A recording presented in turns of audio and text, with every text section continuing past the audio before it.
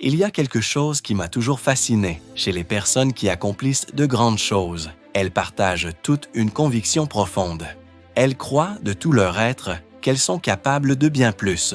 Elles n'attendent pas que les circonstances changent, ni que quelqu'un leur ouvre une porte. Elles savent que le chemin dépend d'elles seules et elles sont prêtes à fournir tous les efforts nécessaires.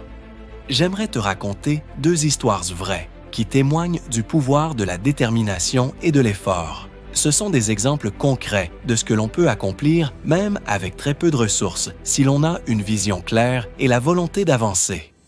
J'ai rencontré 2 femmes entrepreneurs qui, à différentes époques, ont vendu leur entreprise pour plusieurs millions de dollars.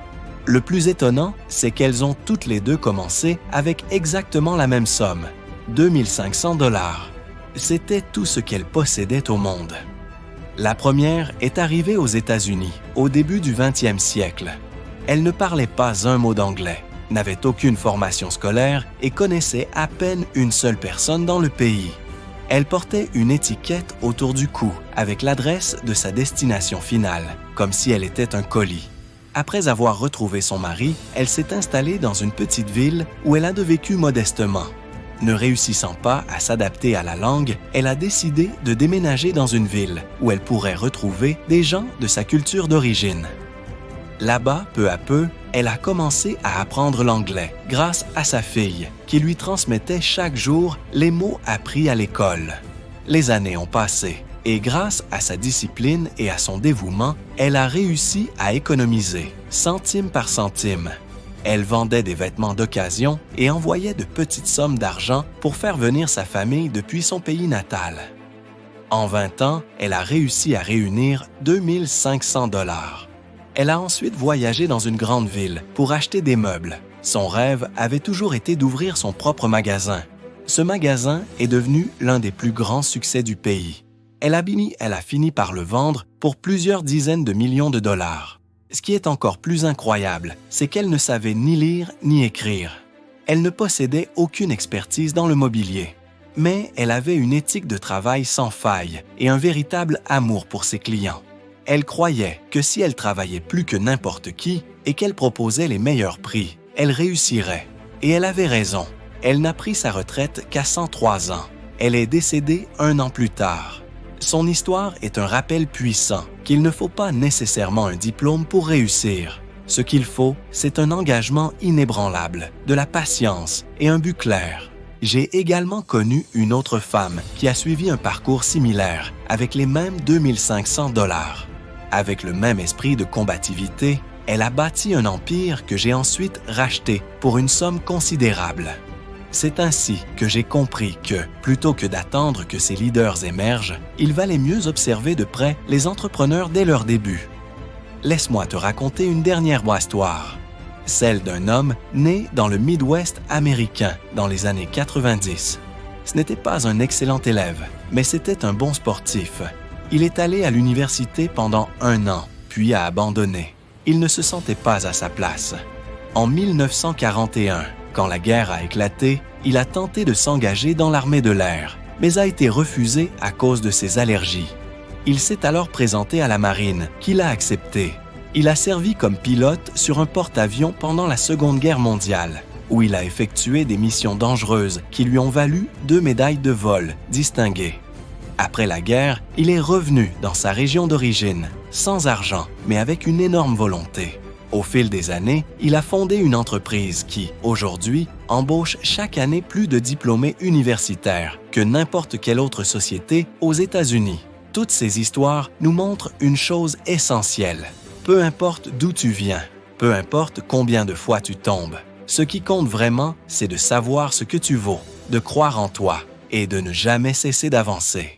Pendant plusieurs années, cet homme est passé d'un emploi à un autre, enchaînant différents postes sans vraiment trouver sa voie. Finalement, il a atterri comme vendeur dans une concession de voitures d'occasion de la marque Cadillac à Saint-Louis, dans le Missouri. À l'âge de 35 ans, après avoir gravi les échelons au sein de l'équipe de vente, il a présenté une proposition à son patron. Que diriez-vous si je devenais votre associé dans le secteur de la location de voitures? Son patron lui a répondu Si tu es prêt à réduire ton salaire de moitié et à investir 25 000 $, alors on peut s'associer. » Il a accepté le défi. Il a réussi à réunir la somme, même s'il a dû l'emprunter. Et c'est ainsi que son aventure entrepreneuriale dans le domaine de la location automobile a commencé. Il a démarré tout en bas de l'échelle, avec seulement 7 véhicules. Le début fut laborieux, extrêmement lent, à tel point qu'il laissait volontairement sonner le téléphone 3 ou 4 fois avant de décrocher, espérant ainsi donner l'impression qu'il était débordé par les appels, alors qu'en réalité, c'était probablement le seul appel de la journée. Sa première tentative fut modeste, sans perspective très prometteuse. Mais c'est précisément là qu'il y a une leçon précieuse à tirer. À 40 ans, avec une flotte de seulement 17 voitures, il a décidé de se lancer pleinement dans l'industrie de la location. Il savait qu'il allait devoir affronter des géants comme Hertz, Avis et National, qui disposaient déjà de centaines de milliers de véhicules. Jack, lui, n'avait qu'une poignée de voitures. Aucune n'était spéciale ou exclusive. Il achetait les mêmes modèles que tout le monde, des véhicules standards de Ford, Chrysler ou General Motors. Et pour compliquer encore les choses, il n'avait pas accès aux emplacements stratégiques dans les aéroports, qui étaient déjà monopolisés par les grandes entreprises. Mais Jack était déterminé. S'il ne pouvait pas proposer un véhicule différent, il pouvait en revanche offrir un service client infiniment plus chaleureux, personnalisé et attentionné que celui de ses concurrents. C'est ainsi qu'il a fondé sa propre entreprise, qu'il a nommée en hommage au porte-avions depuis lequel il avait servi pendant la Seconde Guerre mondiale, l'USS Enterprise. Jack est décédé il y a un peu plus d'1 an. Au moment de sa mort, son entreprise de location de voitures, celle qui avait commencé avec seulement 17 véhicules, valait plus que Hertz, Avis et toutes les autres sociétés de location réunies. Cet homme s'appelait Jack Taylor. Aujourd'hui, son fils Andy, qui est un bon ami à moi, dirige l'entreprise. Un petit-fils y travaille également, et il n'est pas exclu qu'une 4e génération s'y implique un jour. Jack n'était pas un génie technologique. Il n'a pas inventé une intelligence artificielle, ni révolutionné une industrie. Comme Mrs. B, Rose Blumkin, dans le secteur du mobilier, il a choisi un domaine accessible à n'importe qui. Mais il vivait selon un principe simple et puissant: éblouir ses clients. Il entretenait une relation de proximité avec ses employés, fondée sur l'authenticité, et cela inspirait toute l'équipe à faire de même avec les clients. Jack ne pouvait pas gérer chaque location en personne, mais il a su transmettre son énergie, son attitude et sa vision dans chaque interaction. Il voulait, sincèrement, que chaque client se sente accueilli comme un ami.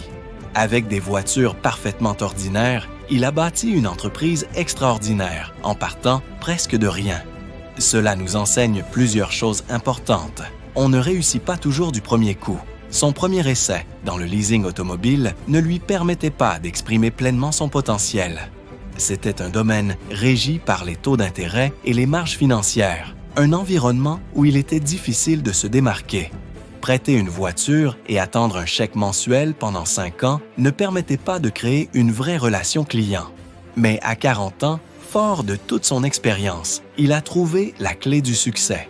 Il a transformé une activité banale en une entreprise exceptionnelle, tout comme Rose Blumkin l'a fait dans son domaine. Il ne perdait pas son temps à s'inquiéter de savoir si la Banque centrale allait relever ou abaisser ses taux. Il ne se tracassait pas non plus pour savoir si le marché boursier avait monté ou chuté la veille. Il ne s'attardait pas sur ce qu'il ne pouvait pas contrôler.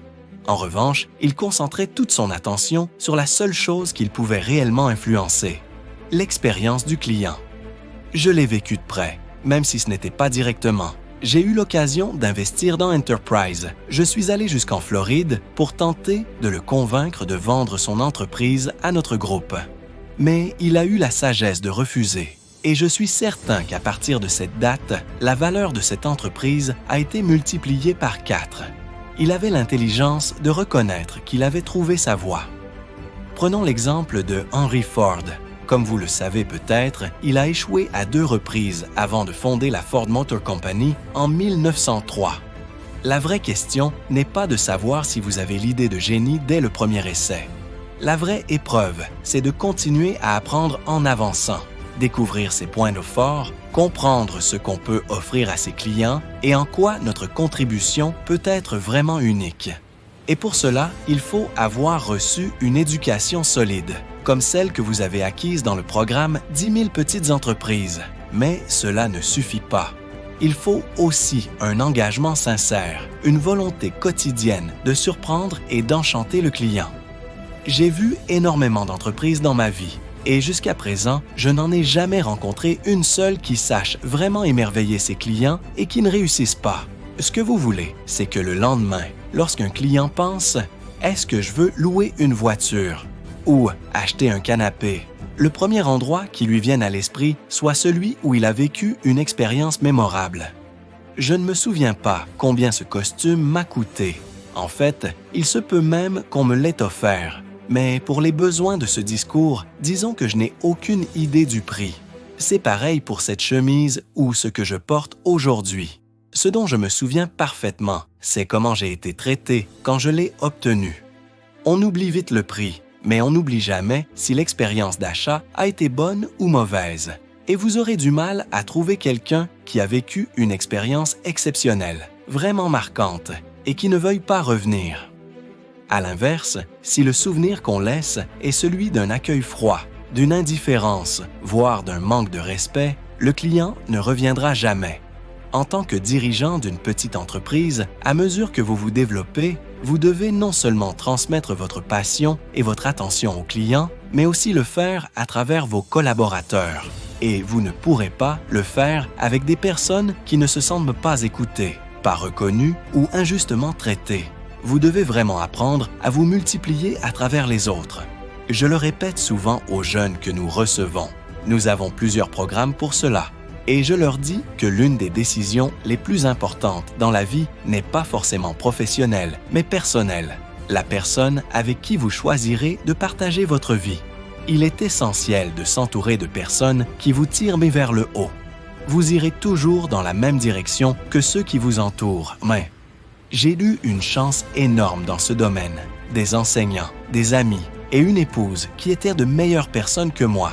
Et j'ai eu l'intelligence d'apprendre d'eux, de comprendre que la vie s'améliore quand on devient une meilleure personne. Cela m'a pris du temps, mais j'ai fini par le comprendre.